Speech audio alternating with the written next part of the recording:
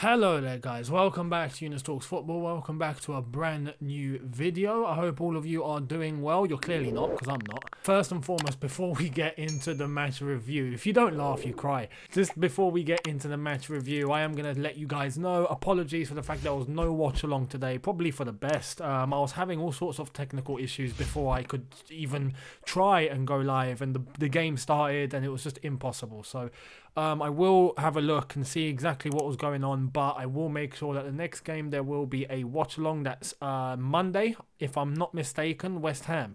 So watch-along will be there for that one. But for today, you're getting a standard video, normal backdrop, you know, as it was prior to the graphics and all of that.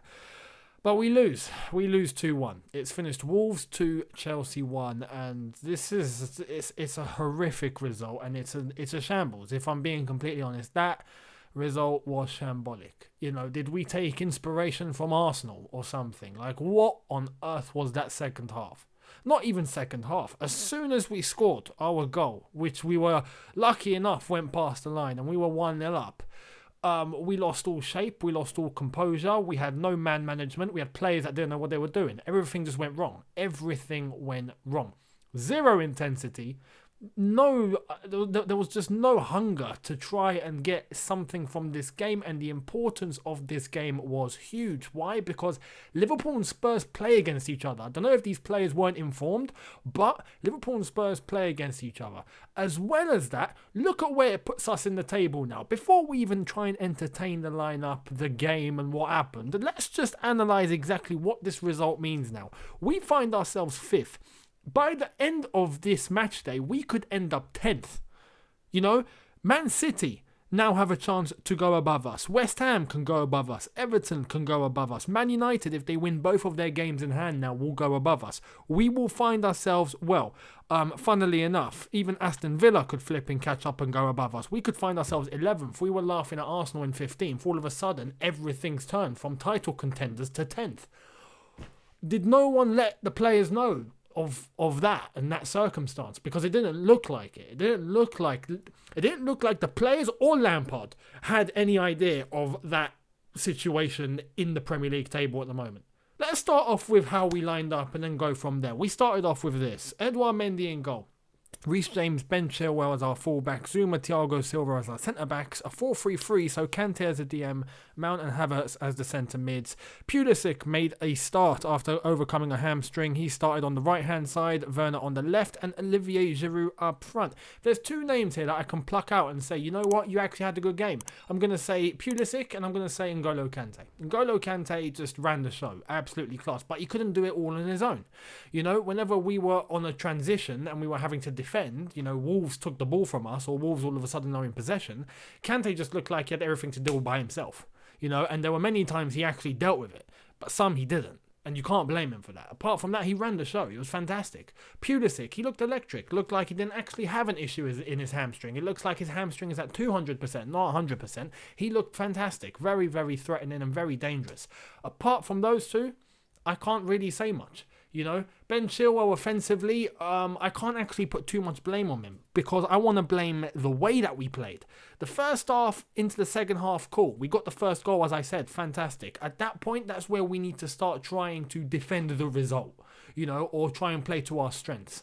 And we didn't. We just tried to replicate the same thing over and over again. And guess what? It's the same mistake that we committed against Everton.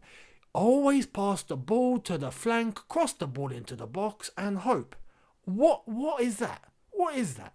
All of a sudden you've been sussed out. We did not use the middle of the pitch at all in the second half. At all. We just have this over-reliance that we're going to score all our goals from crosses into the box and we're going to get goals that way. We're going to do that all season and we're going to win the league. That's a delusion. And especially if we are struggling to get the ball through the middle. Again, just like the Everton game, the space is there screaming at you. Players in that pocket screaming at you. We just don't do it. It's like the players have been programmed. Go to the wing. Go to the wing. Mount, yep, give to Timo Werner. Kovacic or Kai Havertz, yep, right, just give to Pulisic. Give to Reece James. Give to Ben Chilwell. That's it. Forget going directly to Giroud. Forget trying to get Mount and Havertz to actually come in and cause something. Nah, forget that. Forget Kante actually being able to drive the ball, link up with Giroud, link up with any of his midfielders and start playing in triangles within the middle. Forget all of that. No, just pass to the wing, cross the ball in and hope. And guess what? How did we score? Well, yeah, we managed to get one. We crossed the ball in, Giroud, good volley, went past the line 1-0. And then after that, do the same thing again. Yeah, it worked the first time. We'll just keep doing it the same again. Despite it was clear as day that we'd been sussed out, balls were no longer making it into the box. They would always get intercepted. The substitutions after that made no sense to me whatsoever. One of them did. I'll give Lams credit for the fact he brought off Kai Havertz and brought on Kovacic. Good sub, because that was absolutely needed. But again, that is a good sub to use someone like Kovacic that can drive through the middle. It looked like he just had instruction, pass to the wing. Why? I don't get it. I don't get it. If Lampard thinks that's a good solution, I don't get it. Olivier Giroud gets the goal. You could see that he was slightly isolated, but he was still getting stuck in. He was coming deeper. He was winning the ball. He was getting stuck in. He got the goal. He got into a good position. He volleyed it. He scored. He got the goal. His reward, you're coming off, mate. For Tammy Abraham. Like for like. It does absolutely nothing for the system whatsoever. Why? I knew, yeah, I don't know about you. I'm guessing many of you knew just like I knew. It was clear as day. When Tammy was coming on, he wasn't going to score. There was just absolutely no way Tammy was going to score. Wolves are a very physical team. Tammy gets, I would say, dominated. If there's anyone that you can rely on holding up a ball, being able to muscle off, Giroud's better than Tammy at that. Definitely. If you're talking about trying to get a striker that can take the ball and, get past a few and all that, maybe you could side with Tammy, yes. Or link up with someone, you'd side with Giroud. They each have attributes. So taking off Giroud, our goal scorer, or someone that we knew could be a threat, especially if we're playing balls into the box. Who was the one that actually got a head on it twice? One almost went in, Olivier Giroud. There was just no way Tammy was going to do that. So why take Giroud off? It no sense. It made absolutely no sense. Absolutely no sense. And those were our only subs. We didn't even bother to make a third sub. Clearly, Havertz was struggling. He waited until minute 71 to take him off. Timo Werner looked poor. It's clear as day now he's not a winger. It's clear. He needs to play as a centre forward. It's as simple as that. And if he can only play as a centre forward and we need a goal, then don't keep a 4-3-3. Why not go to either a 4-4-2 diamond, or as I said yesterday, a 4-1-2-1-2, possibly. Have Pulisic go wide if he has to, but also tuck in alongside a Mason Mount or a Kovacic or someone. Mason Mount had a poor game today, if I'm being completely real. It doesn't make sense to just keep the same thing, hope, cross the ball in and just, we'll wait for it. It will come. Yeah, clearly. Because Wolves got the opportunities. They took it in the second half. They looked like the more hungry team. They looked like they wanted it more. They looked smarter. Not just more intense, but smarter. They got the ball. They knew exactly what they were going to do and how they were going to execute it.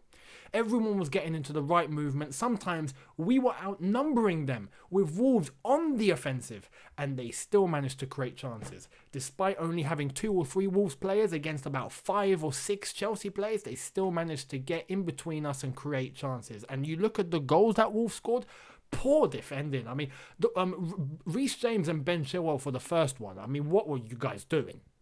He had both of you around his little finger, like a string around a finger. It was as simple as that. Just completely needless. And then the second goal, just allow him all the space in the world. We were clearly under threat. No one coming back quick enough. It's just a horrific way to end. The first, you could say, up until minute 65, minute 70 or so, I'd say minute 65, Chelsea looked like they were in control, at least. We didn't have much of a threat when looking at Wolves coming at us. Wolves looked bland. They looked bland. It was clear that the chance was there for the taking. It's just like we didn't want it. And all of a sudden, 20 minutes to go, we switch off, Wolves switch on, we allow them back in. Here's 3 points.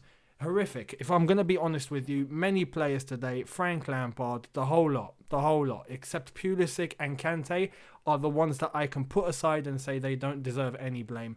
As far as this game goes, though, you put those two away, Everyone else deserves the flipping blame. Horrific. And look where it's put us now. Now we've got a mountain to climb. If we even want to talk about not just winning the league, but putting ourselves in a good position in the Christmas break to try and actually get ourselves into the top 4 and challenge him for a title, with results like this, we can just forget it. Just absolutely forget it. It's just not going to happen. No excuse to not have intensity in a game like this where it was there for the taking. And for Frank Lampard to not be bold enough or brave enough to change things when it's clearly dire for a change, and he just accepts to go of the same way and the same thing. Is that all he has? I hope not.